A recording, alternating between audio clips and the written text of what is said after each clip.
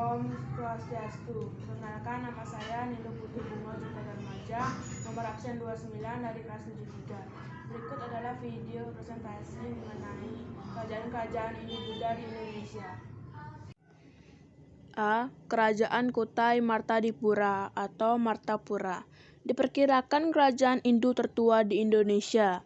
Kutai diketahui dari 7 buah yupa dengan huruf Pallawa dan bahasa Sanskerta. Yupa dikeluarkan pada masa pemerintahan Raja Mulawarman. Kerajaan Kutai Martadipura berdiri sekitar abad ke-5 Masehi. Raja Mulawarman telah memberi sedekah 20 ekor sapi kepada para Brahmana.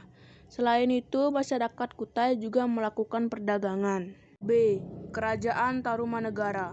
Kerajaan Tarumanegara didirikan oleh Raja Di Rajaguru Jayasingawarman pada tahun 358 Masehi.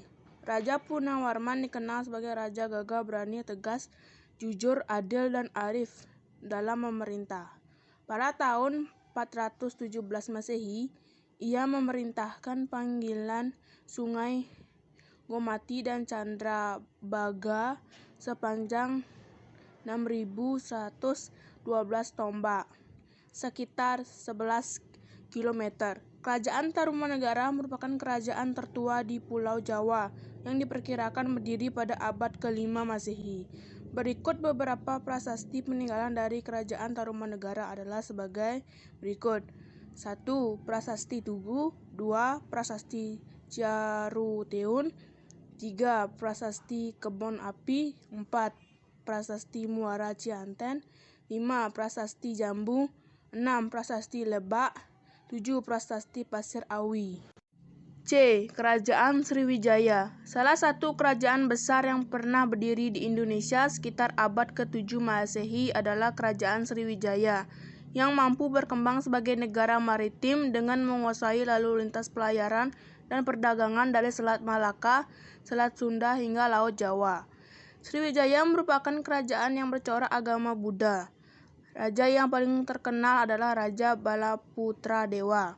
Kerajaan Sriwijaya pada tahun 686 Masehi serta pada awal abad ke-11 Masehi. Kerajaan Sriwijaya terletak di Palembang, di dekat pantai dan di tepi Sungai Musi.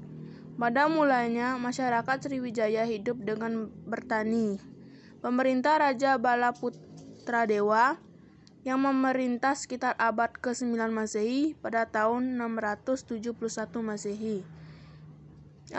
LTC pernah berdiam di Sriwijaya untuk belajar tata bahasa Sanskerta. Para pendeta tersebut dibimbing oleh seorang guru yang bernama Sakyakirti. D. Kerajaan Mataram Kuno. Kerajaan Mataram Kuno berdiri pada pertengahan abad ke-8 Masehi. Sumber sejarah Kerajaan Mataram Kuno diperoleh dari prasasti peninggalan Mataram Kuno. Diketahui dari prasasti Canggal pada tahun 732 Masehi. Mataram Kuno diperintah oleh Sri Maharaja Rakai Panangkaran. E. Kerajaan Medang. Kerajaan Mataram Kuno dari Jawa bagian tengah ke Jawa bagian timur, di mana ibu kotanya terletak di dekat Jombang di tepi Sungai Berantas.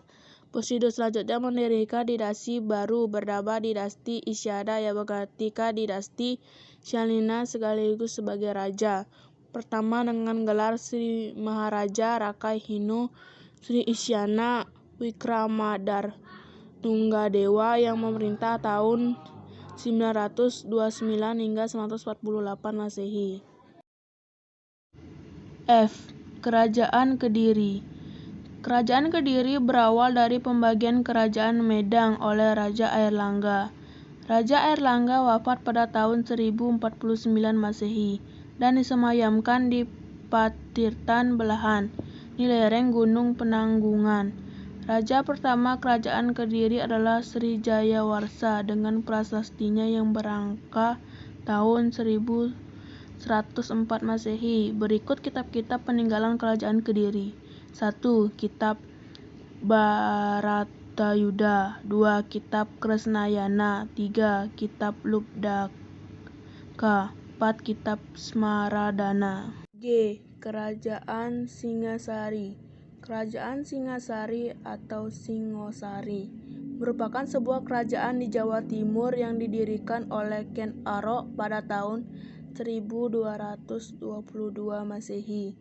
Tumapel dikuasai oleh seseorang Akuwu bernama Tunggul Ametung. Ken Arok memiliki seorang putra bernama Tojaya. Pada tahun 1227 Masehi, Ken Arok dibunuh oleh Anusapati. Raja Kartanegara juga mengirim bala tentaranya ke Melayu yang dikenal dengan ekspedisi Pemalayu pada tahun 1275 Masehi. Pasukan Kediri berhasil menduduki istana yang membunuh Kertanegara pada tahun 1292 Masehi. Kerajaan Majapahit. Kerajaan Majapahit dianggap sebagai kerajaan Hindu-Buddha yang terbesar dalam sejarah Indonesia. Sumber sejarah kerajaan Majapahit diperoleh dari kitab Pararaton. Majapahit berkembang menjadi negara agraris dan maritim. Majapahit memiliki armada laut yang kuat sehingga mampu menguasai seluruh perairan di Nusantara. Kerajaan Buleleng. Nama Buleleng mulai terkenal setelah periode Kerajaan Majapahit. Pada waktu itu, pernah terjadi perang rakyat Buleleng melawan Belanda. Dari Buleleng, barang dagangan yang berupa hasil pertanian seperti kapas, beras, asam, dan kemiri bawang diangkut atau perdagangan ke pulau lain.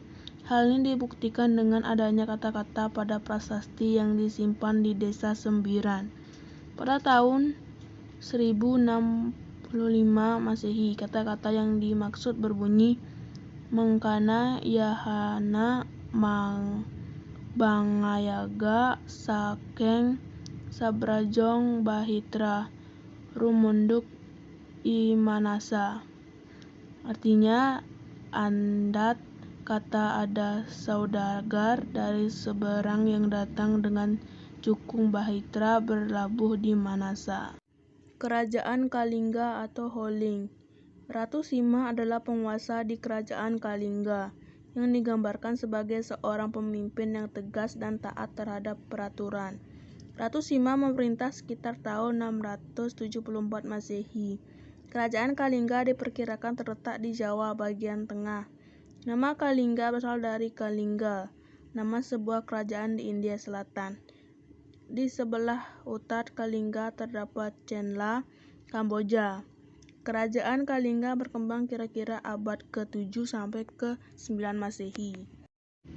Kerajaan Tulang Bawang. Kerajaan Tulang Bawang terletak di daerah Lampung dan sampai saat ini belum begitu jelas letak kepastiannya.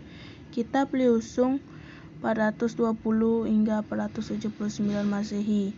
Kitab tersebut menyebutkan bahwa pada tahun 499 Masehi terdapat sebuah kerajaan yang terletak di wilayah Nusantara bagian barat bernama Pien Huang atau Po Huang. Kitab Tai Ping Huang Yuci yang ditulis pada tahun 976 hingga 983 Masehi.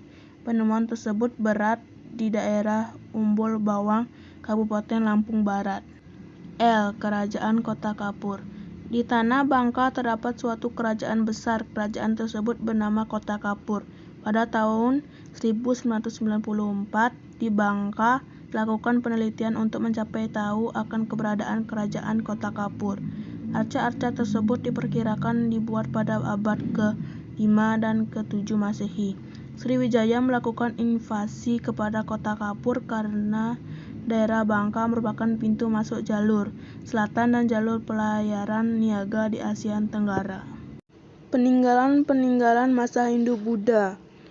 Candi dan stupa. Candi adalah sebuah bangunan keagamaan tempat ibadah peninggalan purbakala yang berasal dari peradaban Hindu-Buddha. Berdasarkan hierarki dan ukurannya, candi dapat dibedakan menjadi beberapa kelompok sebagai berikut. 1. Candi kerajaan, yaitu candi yang digunakan oleh seluruh warga kerajaan, tempat digelarnya upacara-upacara keagamaan penting kerajaan. 2. Candi Wanua atau Wata, yaitu candi yang digunakan oleh masyarakat daerah atau desa tertentu pada suatu kerajaan. 3.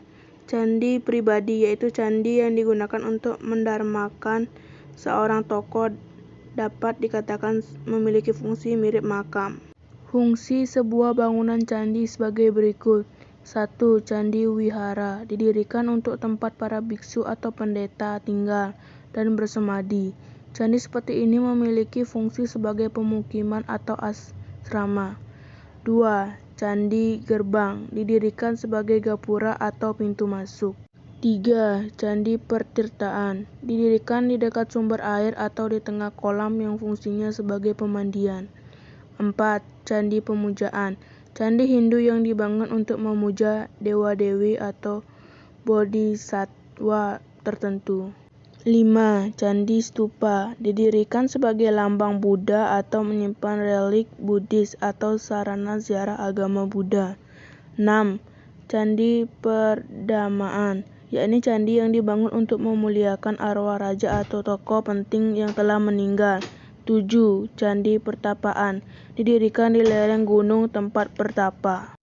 B. Pertirtaan. Pertirtaan merupakan pemandian suci di kalangan istana. C. Gapura. Gapura merupakan bangunan berupa pintu gerbang. D. Pertunjukan wayang. Bentuk peninggalan Hindu-Buddha jenis ini biasanya diiringi oleh alunan gamelan sebagai perpaduan seni pertunjukan, seni musik, seni peran, seni sastra, dan seni rupa. E. Relief. Relief merupakan seni pahat pada dinding suatu bangunan atau candi. F. Upacara keagamaan. Bentuk peninggalan jenis ini misalnya ngaben dan kasodo. G. Prasasti. Prasasti merupakan tulisan pada batu yang memuat berbagai informasi tentang sejarah dan peringatan atau catatan suatu wilayah. H. Kitab. Kitab merupakan karangan berupa kisah, catatan, serta laporan tentang peristiwa atau sejarah. I. Patung atau arca. Patung Buddha tampil dalam berbagai posisi, misalnya sikap dhyana mudra, yaitu sikap tangan sedang bersemadi, atau sikap wara mudra, yaitu sikap tangan sedang memberi anugerah.